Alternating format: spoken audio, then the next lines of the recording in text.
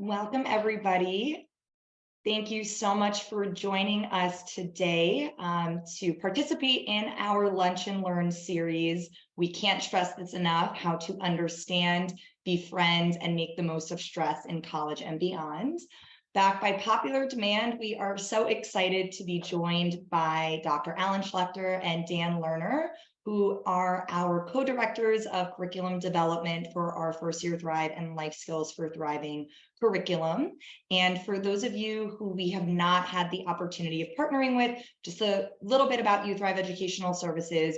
We offer proactive mental and emotional wellness curriculum to college students to help them manage stress, become more resilient, and thrive throughout their undergraduate experiences and beyond.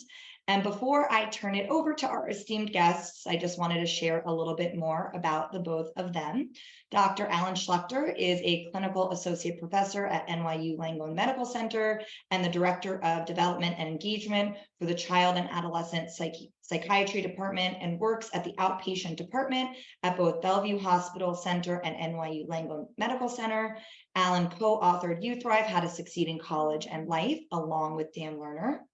Dan Lerner is an expert in positive and performance psychologies. He is a speaker, teacher, and strength-based performance coach, and works with students, performing artists, athletes, and executives at Fortune 500 companies and startups worldwide.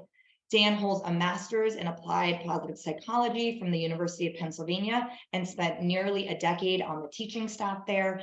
And for the past 10 years, he has been a clinical instructor at NYU University. And together, Alan and Dan teach the most popular elective at NYU, the Science of Happiness. So with that, I will turn it over to Alan and Dan.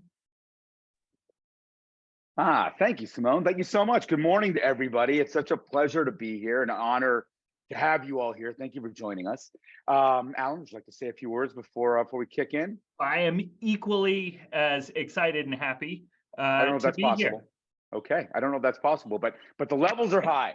So, Simone mentioned that we have taught the Science of Happiness at NYU together for the past 10 years.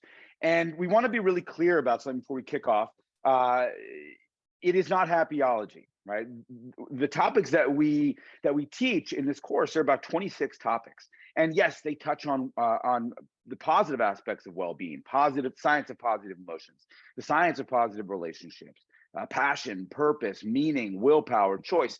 But we also talk about the obstacles to well-being, and that is what we're going to focus on today. We talk about stress and anxiety, mental health concerns, and what kind of actions we can take, what therapy is, what we can expect.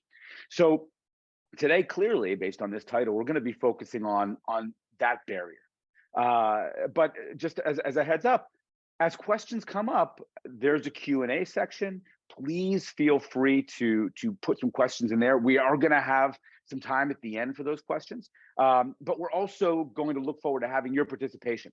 So we strongly encourage you to put comments in the chat, to answer questions we might throw up to you in the chat as well. It always makes it better when we can have that kind of participation. So with that, let's kick off with a question, and we'll pretend we're in the classroom for a second.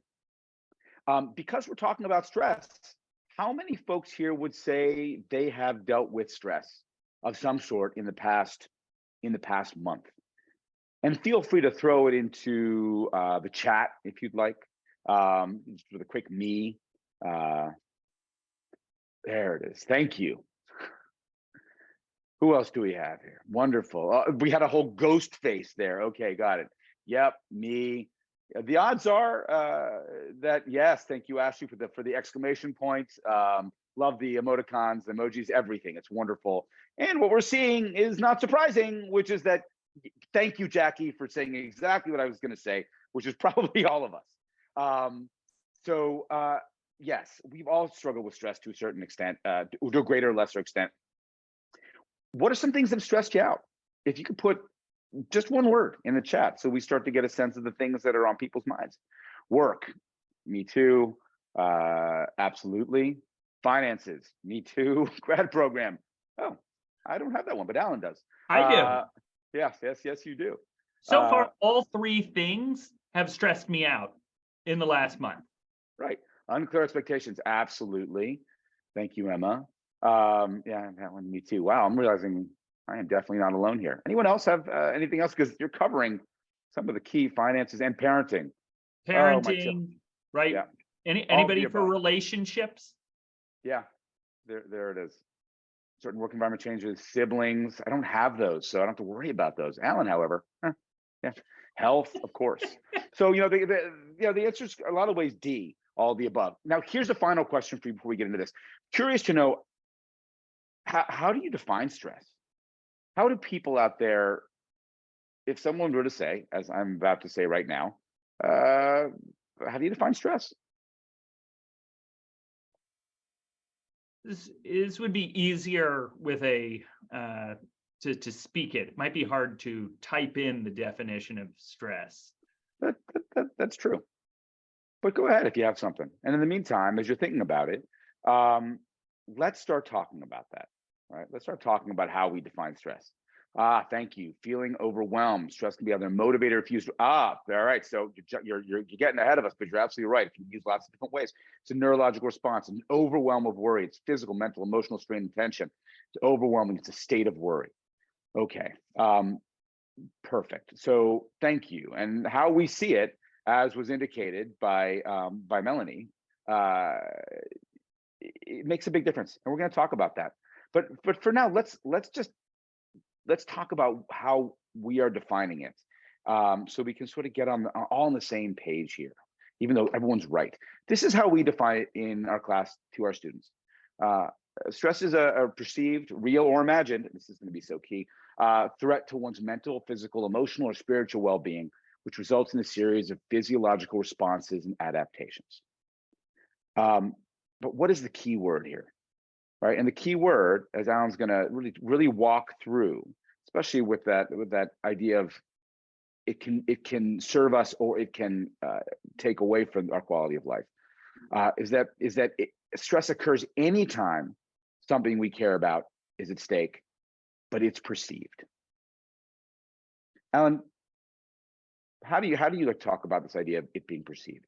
So that's such a key thing. A question we ask to the class, we say, who in the room has been skydiving? And a bunch of hands go up. We're teaching 500 students. Out of 500 people, there are always a couple people who have jumped out of a plane. And then we say, who here would never go skydiving? And then a ton of hands go up. And then we say, who in here thinks that people who go skydiving must be out of their mind, right? So there's this whole spectrum when it comes to thinking about skydiving. That for some people, skydiving is actually fun. For some people, they don't even think it should be legal to jump out of a plane, whether or not you're wearing a parachute. And that idea that almost any activity that we can think of for someone can feel miserable, it can feel difficult, it can feel mildly hard, or for some people, it could actually be fun. It's your perception of it.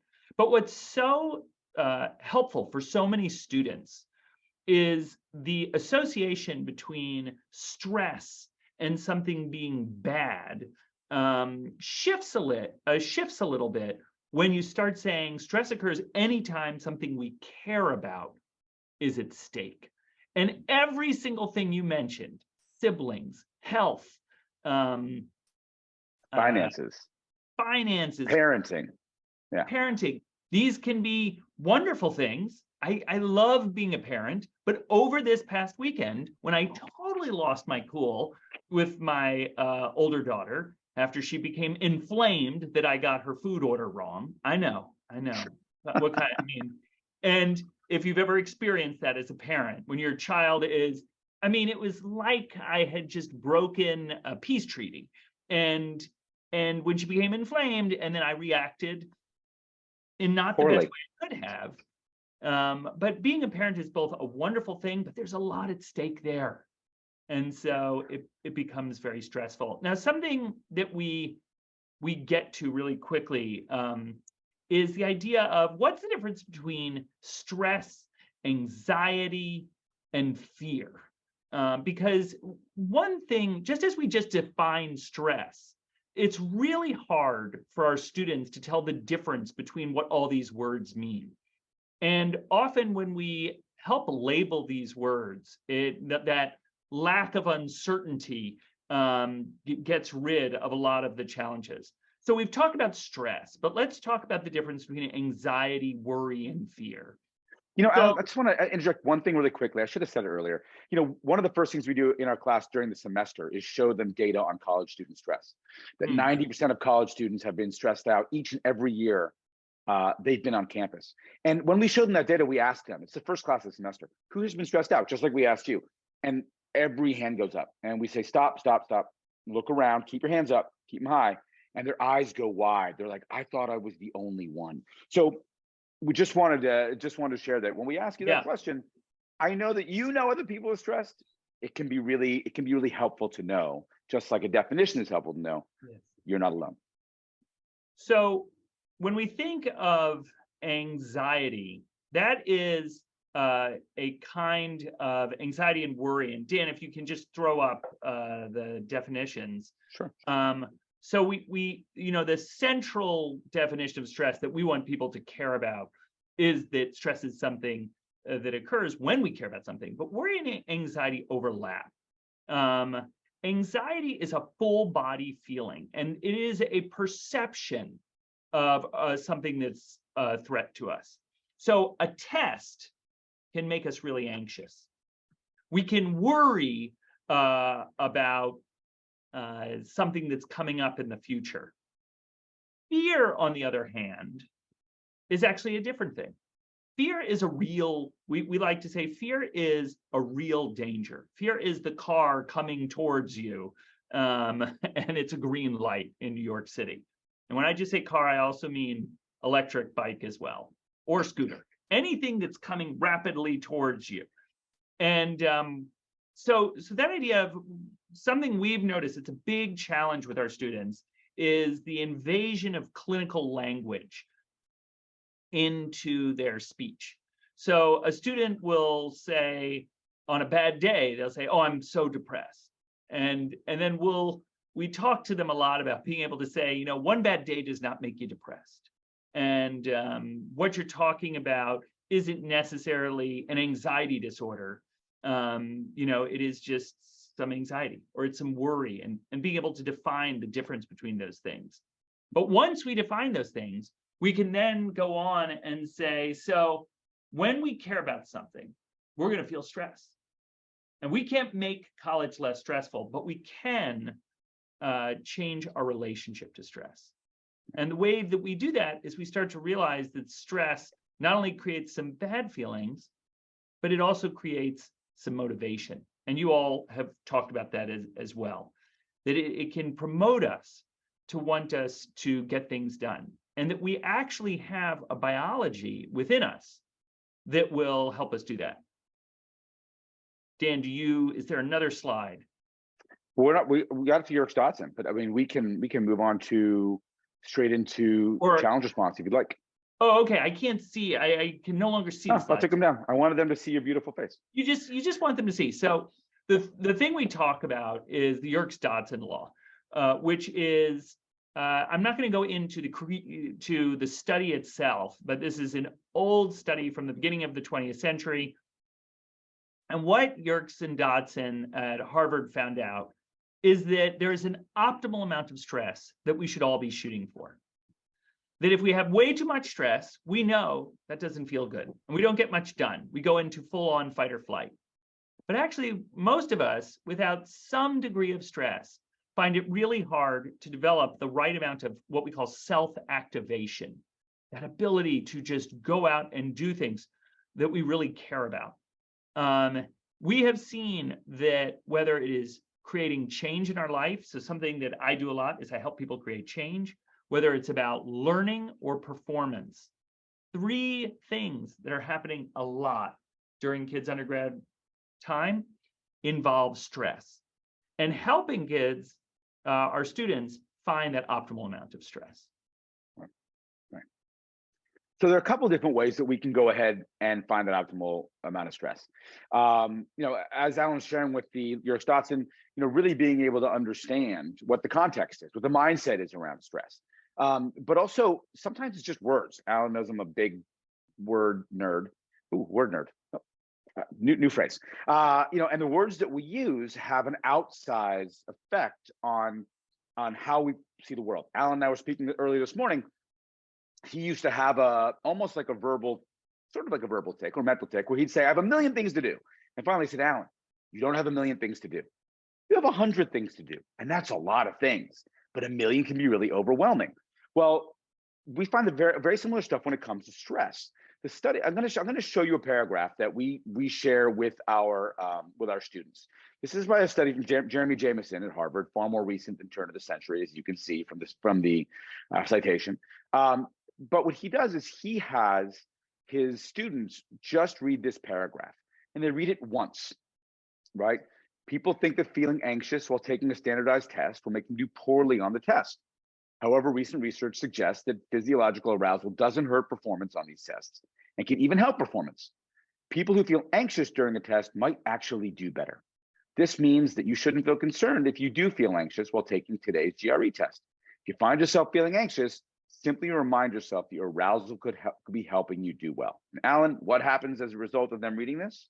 So what was so amazing in this study is that they took a practice GRE and the group this is the whole study. That's all they did. They did 40 points better than the other group. But the really cool part of this study is that 2 months later, they took the actual GRE and they did 60 points better. So that idea that just changing that mindset around stress from literally just reading a paragraph could have a big impact and push you towards the next slide, which is about the challenge response. Now, the challenge response is particularly interesting because, let's turn it back to you for a moment. What are some of the physiological symptoms that you might experience when you are stressed out? And go ahead, just throw it in the chat, like not to stress you out, but what might happen? Brain fog, absolutely. Great, Emily, fantastic. What else? What happens to your heart? Exhaustion, for sure. And think about like stress in the moment. You're about to have a test, you're about to give a talk, you're about to do something, you're about to jump out of a plane, right? What are those symptoms? What does your heart rate do? Yeah, sweating, absolutely. You get sweaty, right? Your palms get sweaty. You might get a little jittery, right? Your heart rate, yes, exactly. Thank you, Sharon, starts to increase. So yeah, exactly, there we are. So this is right. This is what happens when we get stressed about things. And when we get nervous, most particular about things.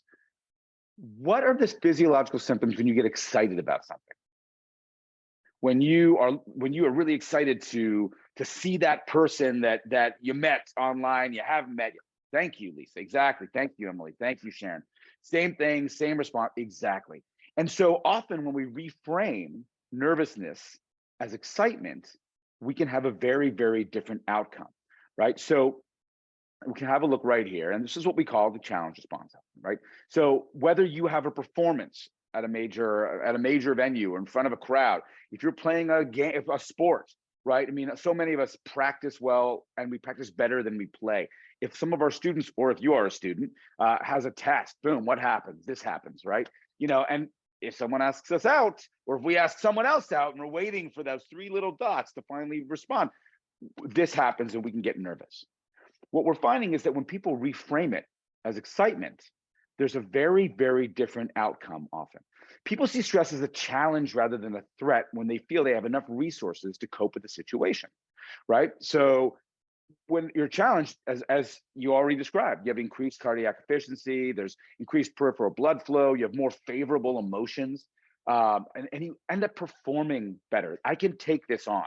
This is something that I can do. I'm excited to do it. But if it's a threat, I could fail this. The date could go poorly. I might not be able to give this talk well. We actually have a very different response to the same physiological symptoms that we find. One of the ways that, and Alan mentioned, how he deals with his, or how he dealt poorly with his daughter.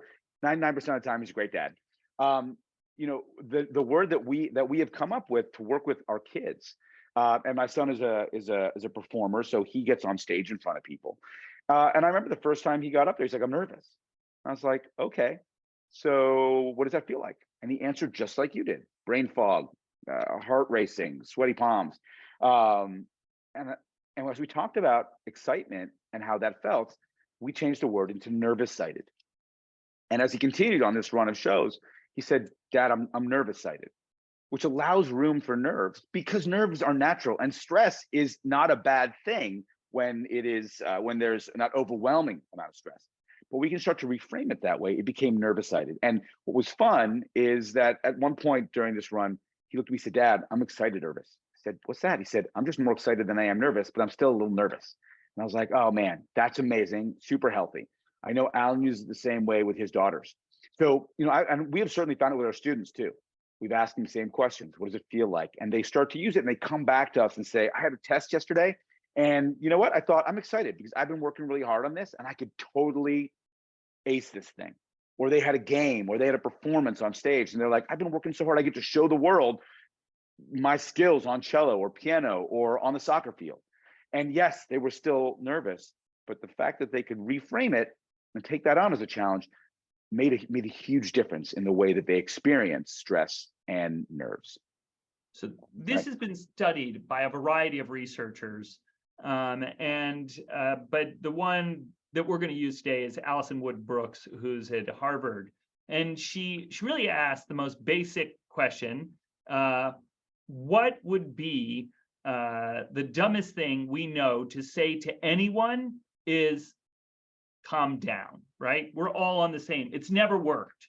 You've never run up to somebody who's stressed out and said, oh my goodness, just calm down. And then they went, oh, thank you so much for telling me that. This is great.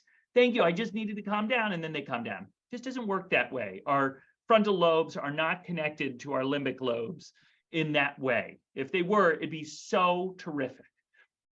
So what Alison Wood Brooks did was she did a study where she got people to volunteer for a variety of stressful activities. One of them was to perform math in front of mathematicians, to do karaoke without being intoxicated in front of a bunch of professional performers, to give a speech to professional speech writers and performers. And she had them get up there and do a variety of things. Either they got up there and they said, I'm anxious, I'm anxious, I'm anxious, right before they got up. They were supposed to say this in their head. Another group was supposed to get up and say, calm down, calm down, calm down. Another group got up and said, I'm excited, I'm excited, I'm excited. And the group that got up and said, I'm excited, I'm excited, I'm excited, across all three categories, performed better. They were able to feel excited. They were able to be more persuasive if they were giving a speech. They performed math better. They felt more competent, persistent. They still felt nervous, but they were able to perform on a very different level. Yeah, that's exactly it. And one of the things we try to do is find exemplars when we talk about stress. And who are some folks who seem to deal well with stress? And there are a number of folks out there who do. But at the end of the day, we never try to have our students feel like they don't want any stress. We want to help them welcome that stress. It's going to happen. And if they don't, it's going to be boring. The performance is not going to be anything they look forward to. So we often finish with a quote like the one that I'll share with you right now. And that is from Steph Curry, one of the great basketball players in history. And it's funny, I was just sharing this. My son is doing a show right now. And last week, the day before rehearsal started, he was nervous, and understandably, it's a big show. And I said, hey, I just want to share this with you. Steph Curry, and he's a big fan, said, I've never been afraid of big moments. I get butterflies. I get nervous and anxious, but I think those are all good signs that I am ready for the moment.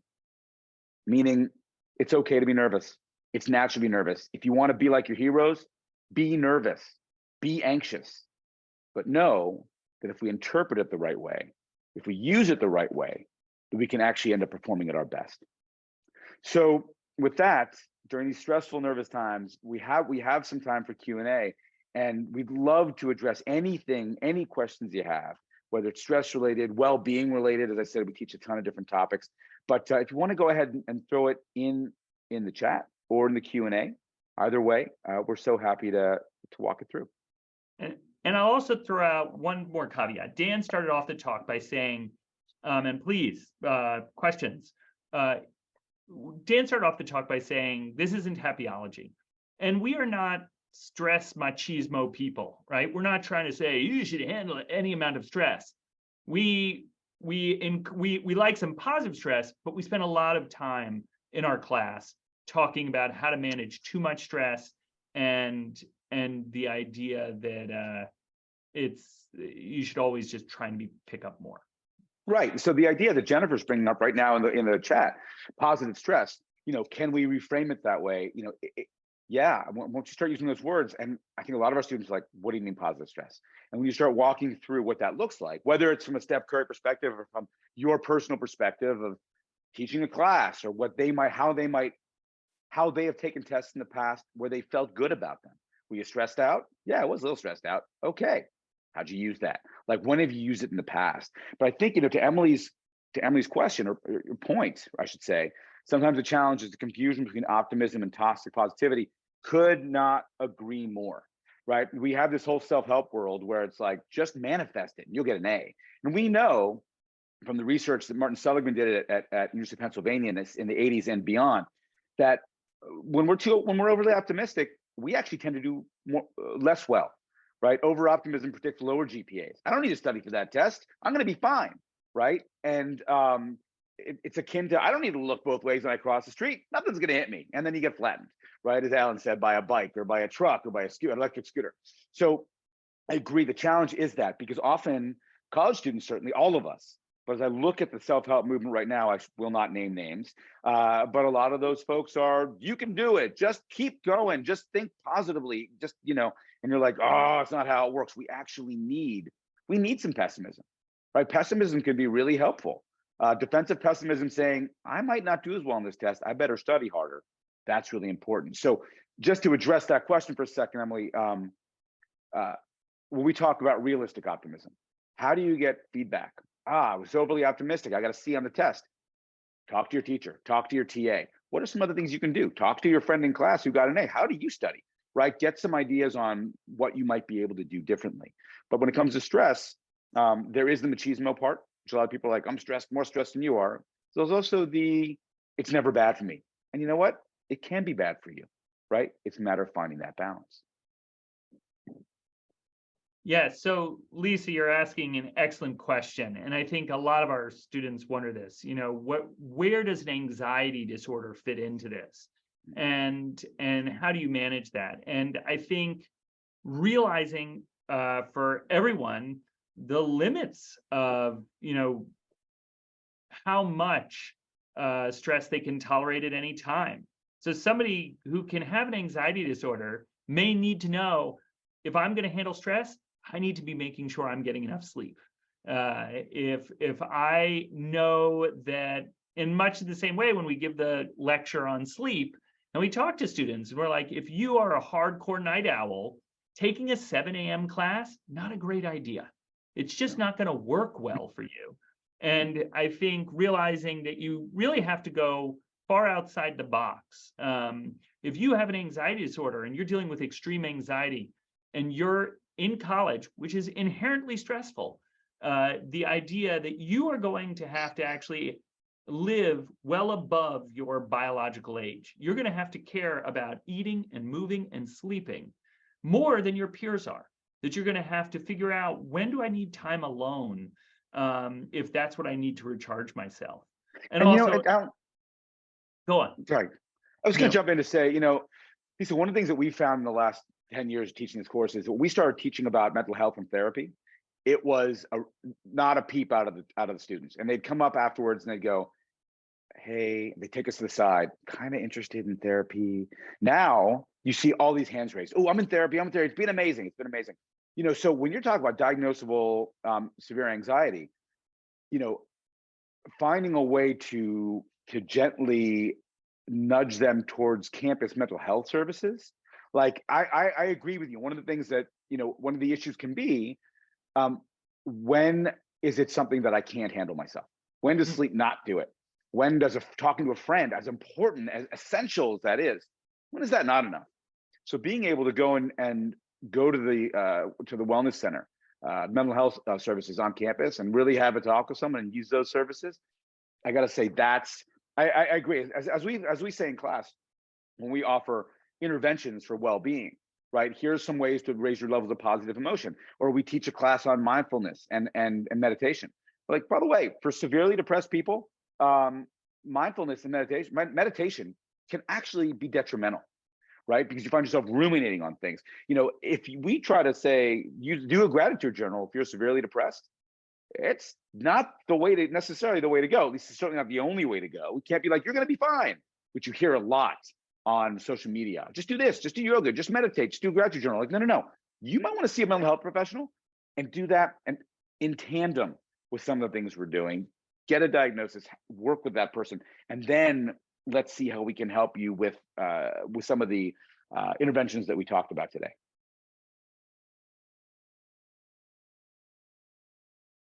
All right. Thank you both so much for your time, Dan and Alan. You are such a wealth of knowledge, and we always enjoy having you on our series. And thank you again, everybody, for joining us. Yeah, thank you, everyone, so much. Thank you, everyone. Yeah, if you great questions. Are interested in learning more about how you can proactively support your students and their mental and emotional well-being, we are hosting an info webinar tomorrow on our curriculum. I will put a link in the chat for you to register, and we look forward to seeing you at future events. So thank you again so much, everybody, and especially to our guests, and we will hopefully see you soon. Thank you, everyone. Have a wonderful afternoon.